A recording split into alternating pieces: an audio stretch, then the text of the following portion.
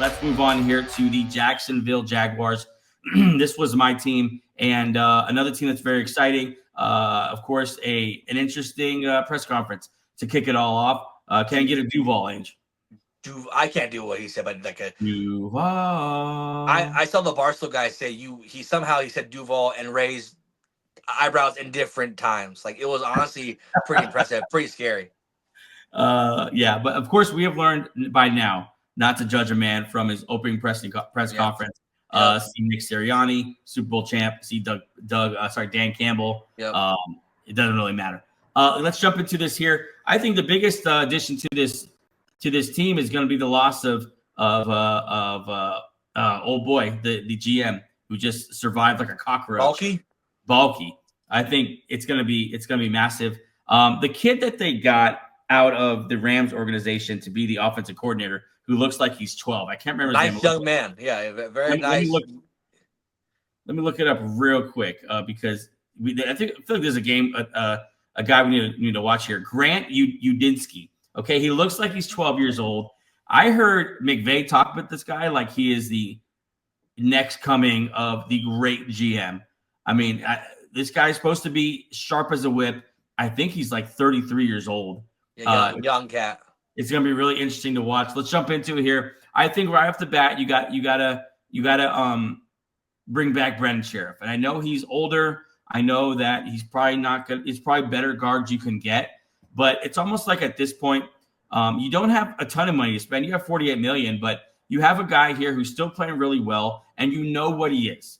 You can plug him in at the guard, and he's going to be solid. He's gonna raise the floor of that offensive line. I think you re-sign him. He's going to be cheap. He might even give the team a team-friendly deal because you doubt at this point in his career he wants to move his family and all that. I think Brendan Sheriff is a guy you go out and re-sign and to kind of shore up that offensive line. They're going to get some draft help later as well. You have any thoughts on Brendan Sheriff? I can move on. No, Sheriff's just a veteran guard. Obviously, you want a guy like this. He's been a captain on many different teams. Right. Yeah, a nice veteran presence here. My next guy here is someone I'm thinking you have Brian Thomas Jr. You're clearing out Christian Kirk. You do have Parker Washington. You still have Gabe Davis. I think Josh Reynolds is on the roster. But I think you bring in someone like Elijah Moore. Wild guess, Angel. How old is Elijah Moore? Well, I know how old he is, but like you would think he's a lot older than he actually is. 24 years old. Young cat. He's 24 years old. I think you bring him in, pair him with the young budding superstar that we both think Brian Thomas is.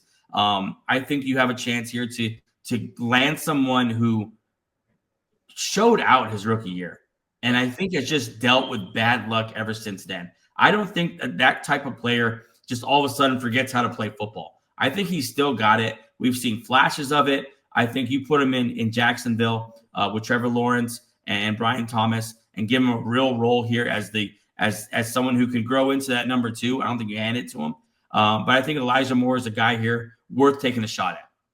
Yeah, Elijah Moore obviously he was with the Jets when they were just shit, and then last year the Browns were just even more shit. So I think he's seen a lot of different regimes, different head coaches. Yeah, he's seen the worst because he's had to play under offensive mastermind Nathaniel Hackett. So he's seen the bottom of the barrel. He can't get any worse than Nathaniel Hackett. So I think going there, Liam Cohen, who honestly last year almost had a career year for slot wideout Chris Godwin. I'm not saying they're the same player, but I'm saying that he knows how to use slot guys.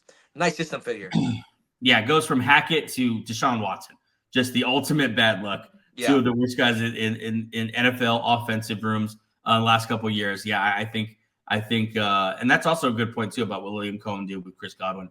Okay, let's move on here. One of the cap casualties the Chiefs are going to have to endure is the loss of Justin Reed, who I still think is a very solid safety in this league. Jaguars have a hole there. They have Andre Cisco, who I think it's Andre. I know last name is Cisco, who they could bring back. I think this is a good opportunity to upgrade here. If you can't land like a Javon Holland because you have $48 million and there's other teams with far more cap space who can offer him far more money, I think Justin Reed is a very nice consolation prize who's still young and still playing really good football, has obviously played on championship teams, on really elite defenses. I think you bring Justin Reed in here with new defensive coordinator, by the way. No, that's in Indianapolis. Am I? You bring Justin Reed in here, and I think I think it's a solid addition to the defensive backfield. Yeah, Justin Reed. Well, he's just a pro. I think for teams like the Jaguars trying to develop a culture, you see pros. So Brandon Sheriff, Justin Reed, these kind of guys you bring in, just be a pro, teach these young guys how to become good at what they do, and not be drama or be failed successes. Let's just raise the level of play and expectation. Under the radar guy here for me, it's Mike Hilton. After 8 years in Cincinnati, he's going to move on. Projected to get 3 years, $37 million. He's still a very good cornerback. Plays inside, outside. Just extremely solid. You can call him. Yeah. I think plug him in anywhere and just kind of raising the floor of your team. And I think that's the name of the game for me, at least when I approach a team that's picking in the top 10. Let's raise the floor of this team through free agency, and let's take it over the top with the draft. And so I have Mike Hilton here. Yeah, Mike Hilton, a very good nickel corner, but can't play outside. But his real true spot is the nickel. I think add to this defense, add him and Justin Reed to this defense, that secondary becomes scary because you already signed Campbell there, who had a bad year last year. So you start trying to build that back up again. I think, it'll raise the level of the entire defense. Now, at 5 overall, they're going to have a lot of options here. I forgot the name of the other.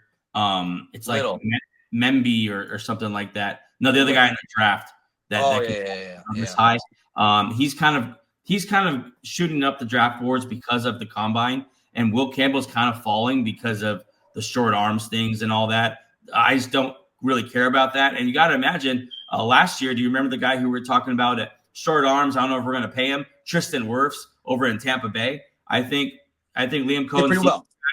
And he says, I know for a fact that if the tape says this guy can play, it doesn't matter how long his arms are. And I think Will Campbell, it would be a great pick here at number 5 and solidify that tackle position. Like you said, I forgot his first name, but Little over Walker Little at the tackle spot. I think you upgrade him, and then you have Anton Harrison and Will Campbell as your bookend tackles, and you're on your way. Yeah, the tough part here is that they paid Little, so I think they might move Harrison to guard or something. But at this point, having Will Campbell on your team is a positive. I've seen him as high as 4 here, so obviously a top 5 talent.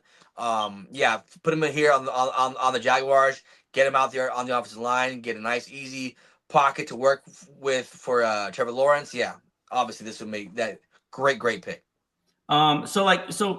Just full transparency, we don't believe that this is making the Jaguars a Super Bowl contender, but I do feel like I'm laying the pieces here to a 2-3 year plan, and that's kind of the point with a lot of these teams. Yeah, and this is more of a Trevor Lawrence question. Can Trevor Lawrence elevate this? Can he elevate this team, which is nice, to be a better team? We saw last year Jane Daniels elevate a team that was nice into a great team, to a playoff team, a playoff winning team. So we'll see Trevor Lawrence. This is another year where we're trying to. I'm not a Trevor Lawrence guy, but we'll see if maybe Cohen can bring out what people thought. Generational prospect, all the talent. We'll see if he can bring out that kind of player.